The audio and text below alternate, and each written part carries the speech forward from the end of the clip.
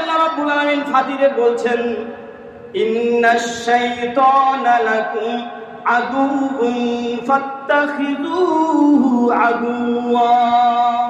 আল্লাহ তাআলা বলেন, ইন্নাশ শাইতান, নিশ্চয় শয়তান আদুউন, তোমাদের বড় শত্রু। তোমাদের বড় শত্রু হলো শয়তান। তবে ফাত্তাখিযুহু আদুওয়া, আল্লাহ বলছেন ওকে শয়তান হিসাবেই, শত্রু হিসাবেই তাকে গ্রহণ করো। আল্লাহ বলছেন শয়তান তোমাদের বড় দুশমন, বড় শত্রু, অতএব শয়তানকে তোমরা শত্রু হিসাবে গ্রহণ করো, বন্ধু হিসাবে নয়। বন্ধু হিসাবে নয়, শয়তানকে শয়তান হিসাবে গ্রহণ করতে হবে, শত্রু হিসাবে গ্রহণ করতে হবে। ও আমাদের কোনোদিনও বন্ধু হবে না। কিভাবে? দেখুন আল্লাহ তাআলা বলেন, ইন্নামা ইয়াদউ হিজবাহু লিয়াকুনু মিন আসহাবিস সাঈর। শয়তান তার দলবলকে আহ্বান করতে থাকবে, ডাকতে থাকবে যেন তার দলবলেরা সব লিয়াকুনু হয়ে যায় মিন আসহাবিস সাঈর, সাঈর নামক জাহান্নামের অধিবাসী। ওরা যেন সাঈর নামক সেই দোজখের, সেই জাহান্নামের অধিবাসী হয়। এই জন্য শয়তান মানুষকে ডাকতে থাকে, আহ্বান করতে থাকে, এদিকে আয়, যা এদিকে একটু যা, দুনিয়ার জিন্দেগিতে নামাজ পড়িস না, নামাজ পড়লে কষ্ট হবে, তোর তো অল্প বয়স, এখন তো যুবক বয়স, বৃদ্ধকালে পড়বি, সময় আছে, এখন পড়িস না।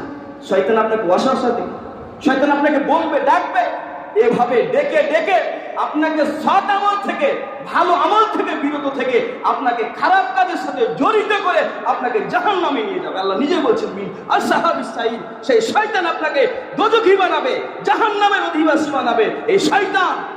অতএব শয়তানকে কখনো বন্ধু হিসাবে গ্রহণ করো না, ওকে চিরশত্রু হিসাবেই গ্রহণ করো। শয়তানের কিন্তু অনেক কলা কৌশল আছে, শয়তানের ক্ষমতা কিন্তু অনেক কিছু, অনেক বড় আল্লাহ তাআলা শয়তানকে ক্ষমতা দিয়েছে। একটা মৃত্যু মানুষকে ঘুমের ঘরে আপনাকে জীবিত করে দেখাতে পারে না? শয়তান পারবে, অনেক কিছু পারে আপনাকে স্বপ্নের ঘরে। এই শয়তান তার কলা কৌশল অনেক রকম, তার ফন্দি, তার বুদ্ধি অনেক। আল্লাহ তাকে বুদ্ধি দিয়েই বানিয়েছেন। শয়তান একবারে বলবে না আপনাকে যে নামাজ পড়িস না, এই কথা একবারে বলবে না। কি বলবে? বলবে তুই যখন বৃদ্ধ হবি, তুই যখন বয়স্ক হবি, তোর যখন কিছু বয়স হবে, তখন তুই সালাত আদায় করিস। এখন তুই যুবক বয়স, এখন তোর আনন্দের বয়স, এখন তোর উল্লাস করার বয়স, অতএব এখন তুই নামাজের কাছে যাস না। যখন তোর বয়স হবে তখন বেশি বেশি নামাজ পড়িস, দিয়ে জীবনের সমস্ত গুনাহগুলি সব আল্লাহর কাছে মাফ চেয়ে নিস। শয়তান এইভাবে আপনাকে ওয়াসওয়াসা দেবে।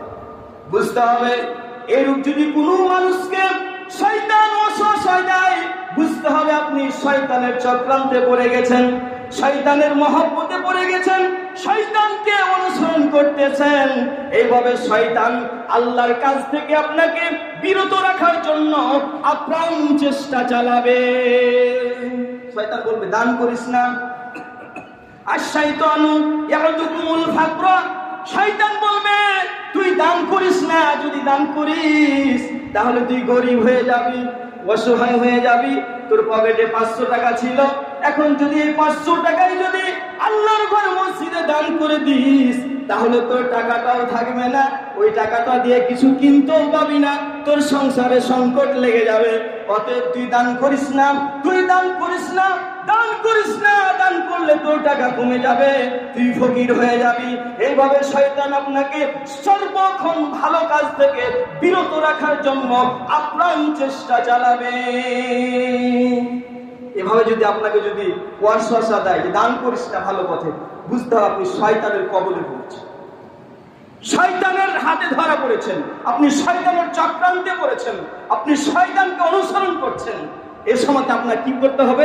বলতে হবে আউযু বিল্লাহি মিনাশ শাইতানির রাজিম। আমি আশ্রয় চাই বিতাড়িত সেই শয়তান হতে আল্লাহর নিকটে।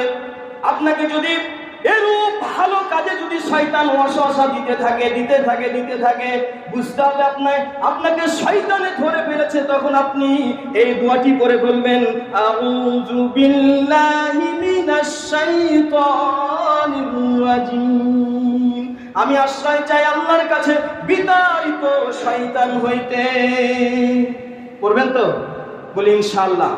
আমাদেরকে যদি ভালো কাজে, কল্যাণমূলক কাজে যদি শয়তান এসে বলে না এটা করিস না, এটা করে লাভ হবে না, যদি এরকম কোনো বাধা দেয়, মনের ভিতরে ওয়াসওয়াসা দেয়, বুঝতে হবে শয়তান আপনার কাছে এসে গেছে।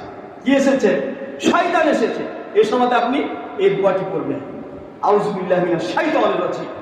আপনি পড়ে আল্লাহর কাছে দোয়া করবেন, প্রার্থনা করবেন, ইনশাআল্লাহ শয়তান পালিয়ে যাবে।